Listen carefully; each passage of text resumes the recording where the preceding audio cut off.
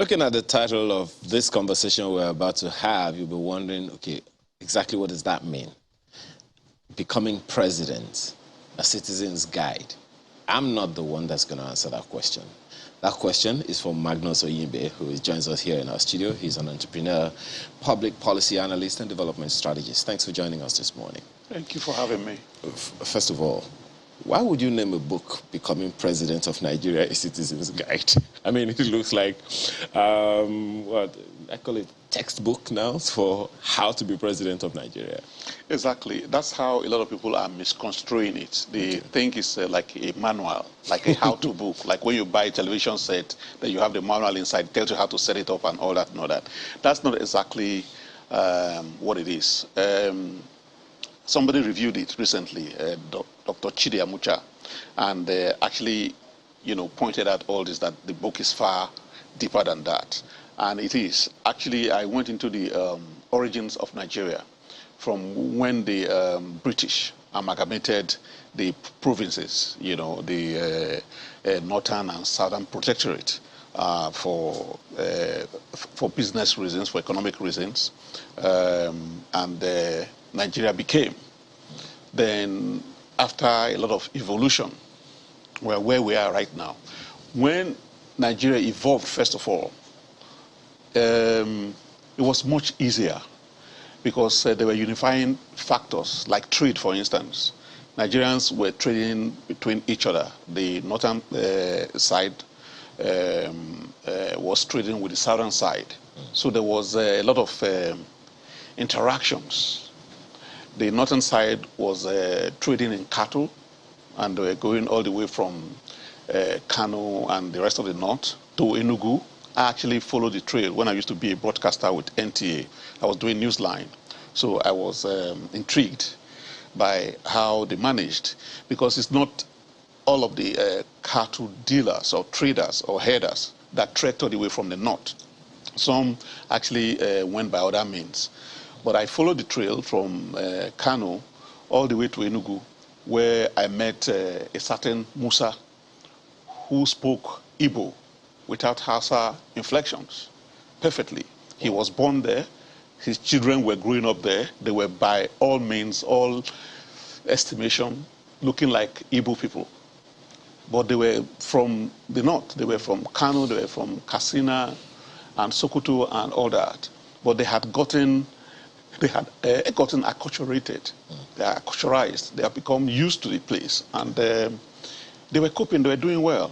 And there were also Southerners, people from the southwest, people from the east, who were also going to the north to trade.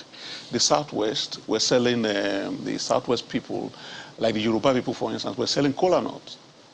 And of course, you know the story of the kola nut. It's one of the unifying items for Nigeria.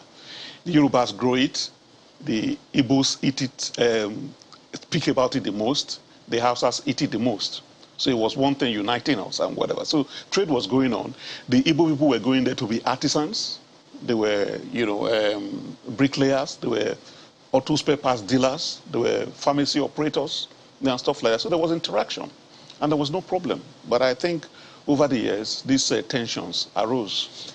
Perhaps it might be good, if it is possible, to drop a pin on the point at which those disagreements began to arise, because I've seen, a statement put out on your behalf talking about the things that you listed in the book, which the vice president has often called our fault lines, and a number of other people have also called our fault lines, religious differences, ethnic differences, and all those things. So at what point, can I ask if the book dropped a pin on, at what point those differences, if I can use the term, began to be an issue? They weren't issues before. Yes, it actually arose from politics. It's politics that created it. I have 12 chapters in the book, and each of them, detailed issues and crisis points. I don't want you to give spoilers to the book, but if you say politics, from when? Because we've had politics from pre-independence. We've had, this is the fourth republic that we're in now. So at what point did this politics? Okay, you see, after independence, there was a coup, right? In 1966. The coup took on ethnic coloration when they termed the coup Igbo coup, because it was led by Nzogo. Okay? Now, there was a counter coup 6 months after, in July. The first coup was January 66. Then there was a counter coup in July of 66. Then there was a war. Biafra state was declared by the governor of Eastern Region at that time, Ojukwu. There was a war. War ended in 1970, and the military took over. The tension did not stop. The crisis continued until 79. There was return to democracy. So, this time, it was presidential system. My apologies. The war ended. The government of the day at the time said, no victor, no vanquished. And the tagline then was, to keep Nigeria one is a task that must be done. So couldn't that issue of these differences that you talked about have been raised and addressed at the time? They did not pursue it. In fact, there was 3 R's: reconstruction, reconciliation, and some R, a third R, was supposed to have been pursued. It was introduced by General Gawan, but unfortunately, we did not go through with it like they did in South Africa, Truth and Reconciliation Committee, like they did in Rwanda, which made the people come face to face and in terms with the reality. We did not do that. We pushed them under the carpet. And that's what has created a mound that we're tripping over continuously. But isn't it also disturbing that the attempt to ensure that doesn't come this far was with the introduction of the National Youth Service Corps by that same, government at the time. Now, look, we've had a war. Can we find a way to build our future by ensuring that our young people always come together through the National Youth Service Corps? Yes, that was cosmetic. It wasn't deep enough. It was, that's a byproduct. It should have been part of the whole thing. But the first thing would have been that we should have confronted each other, tell each other the truth. We should have reconciled. But we didn't do that. There was no reconciliation. So they just tossed it under the carpet and thought it would go away. And it has refused to go away. So reconstruction, rehabilitation. Yes. I think that's the R you were looking for. Yes. Clearly, the title of the book is catchy, I must tell you, both for someone who wants to become president, because it says clearly, becoming president of Nigeria, a citizen's guide. And, seeing the title, I was thinking, is this for someone who wants to become the president, or for Nigerians to know what kind of qualities to look out for in the leaders they will recruit in the coming cycle, or just a general book that talks about, as you said, history and some of the issues we have come to face as Nigeria? But I can't rule out the fact that it says becoming president of Nigeria. And how easy will that be? Because say a citizen's guide, not a professional politician's guide. Absolutely. How easy will that be when you have to, for example, eke out between 40 million, and I want to actually talk about this one on the one hand, when you have to eke out between 40 to 100 million naira just to purchase forms, and I'm not even talking about the campaigns, the consultations, and all of that. How easy really is it in the light of all of these, some would say, encumbrances?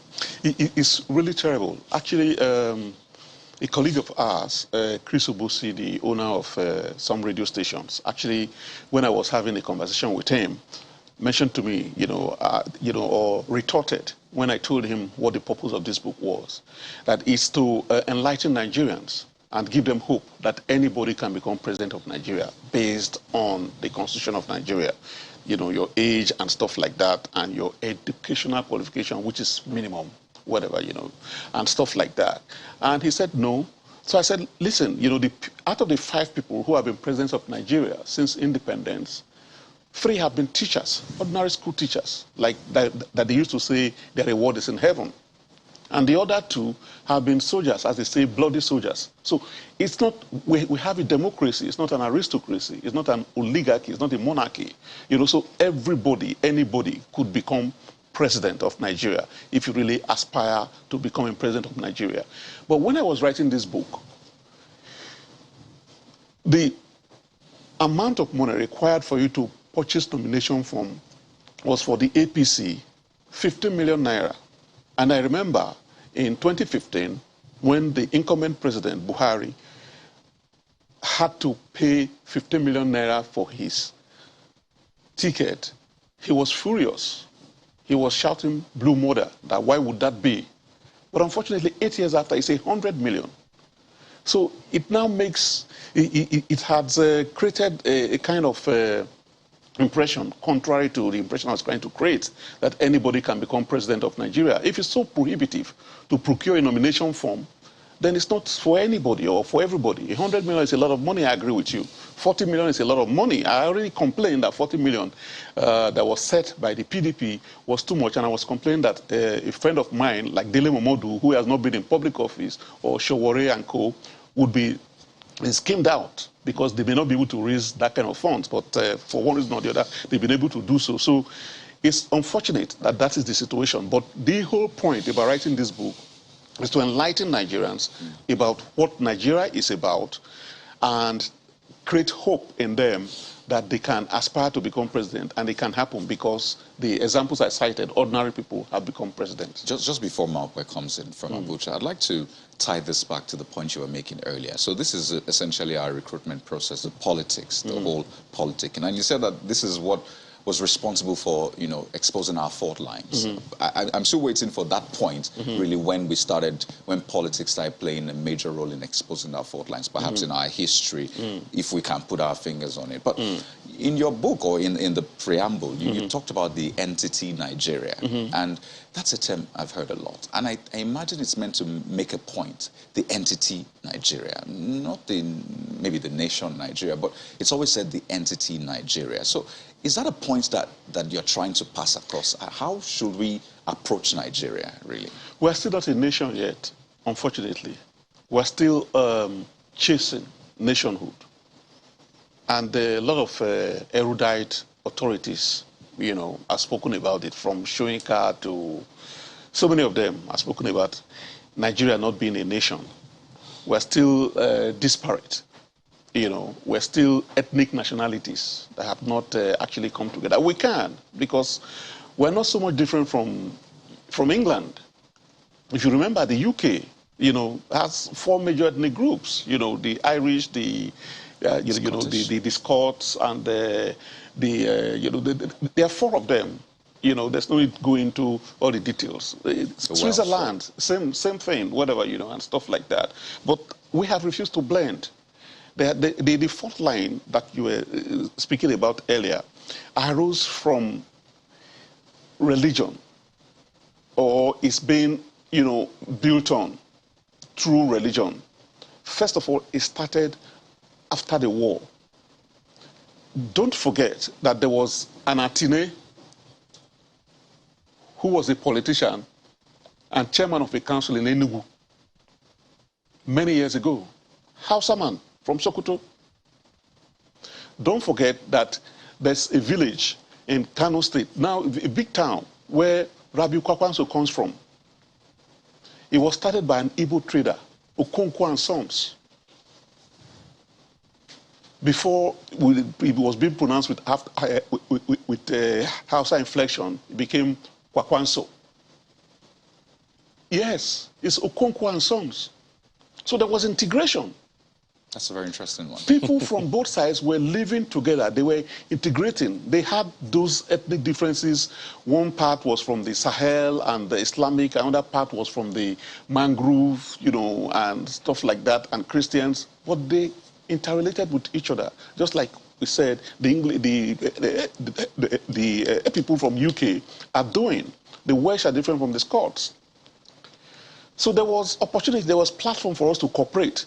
You know, but I don't know how religion has become such a serious issue that we are so divided. By the way, that point you made about the town in Kano, that area, yes, is this recorded, by the way? Of course, it's in history. Musa Kwakwanso, Dr. Musa Kwakwanso, 2-time governor of Kano State, is from Okonkwo and Sons, originally, the town called Okonkwo and Sons, that has developed into an urban center right now. That's where he's from.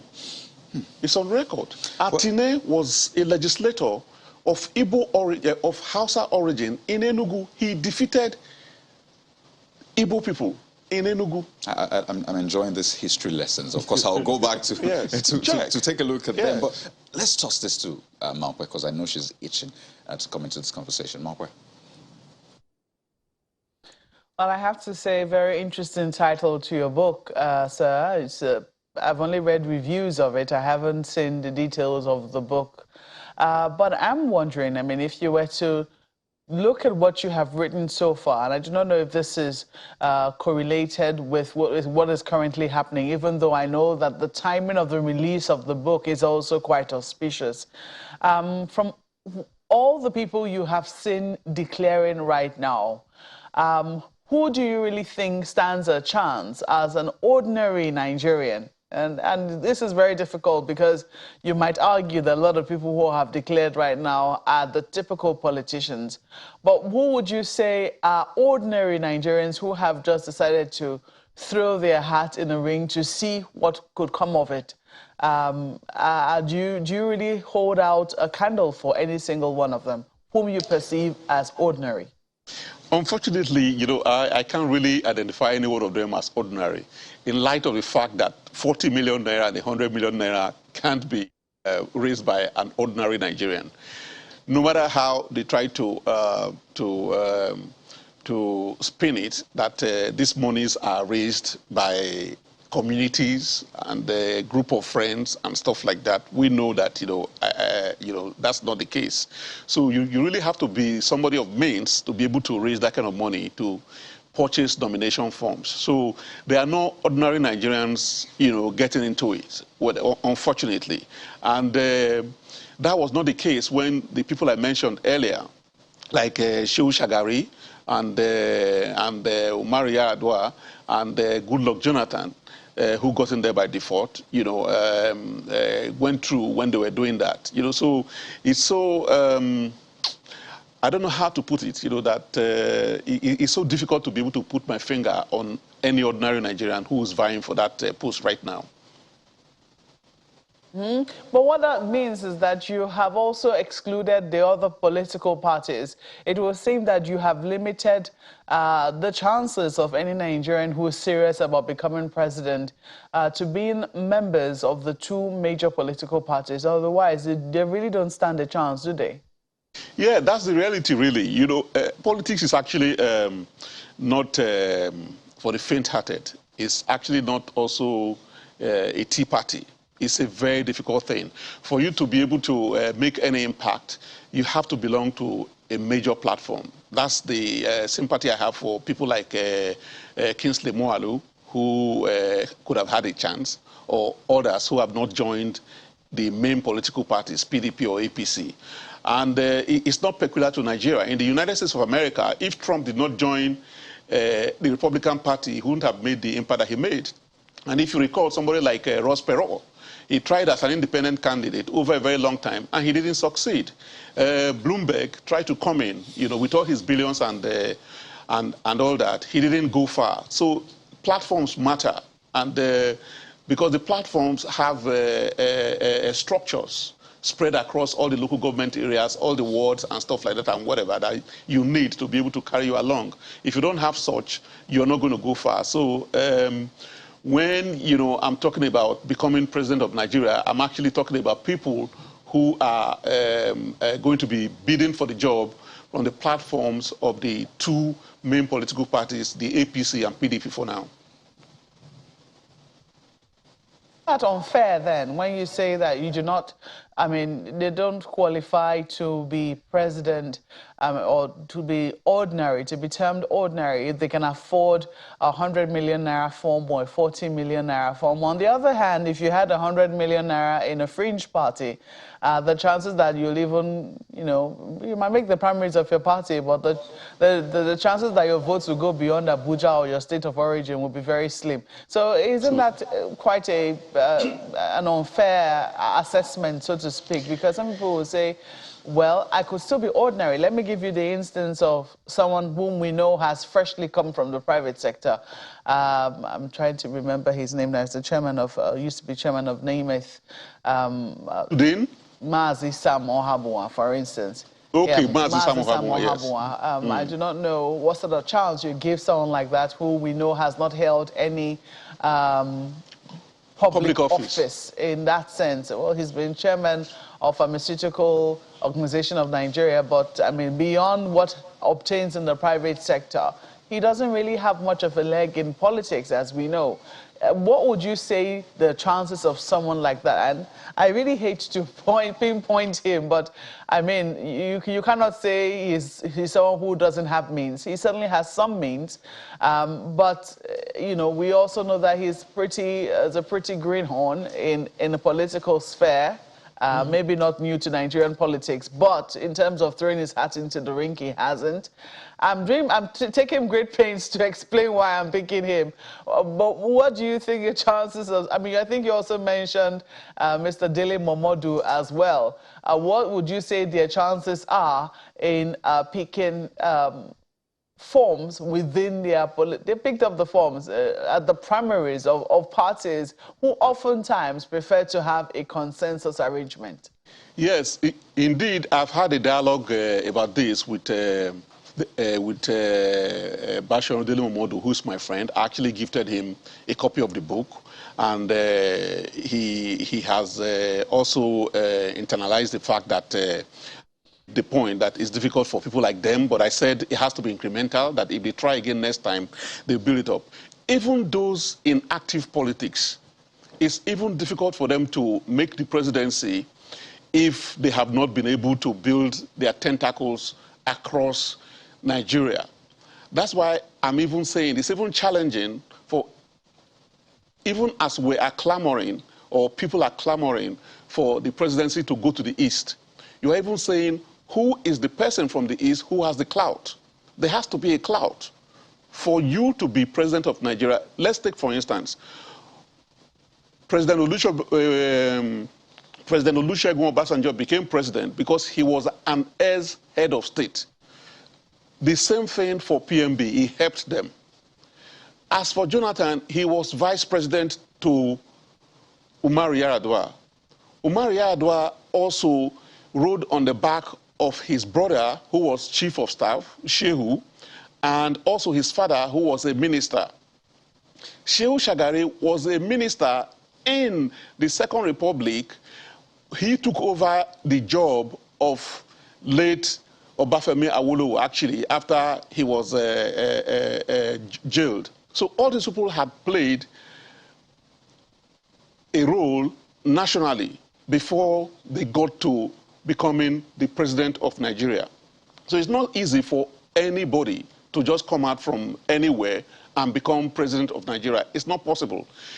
MK Abiola, who made a very good attempt, he's the only aristocrat that had attempted to become president of Nigeria, had actually established himself as a national figure through sports, through his newspaper, through his philanthropy and everything and whatever. So it's not just an ordinary person that just comes. You have to build on it. You have to work on it over a very long time before you can become president of Nigeria.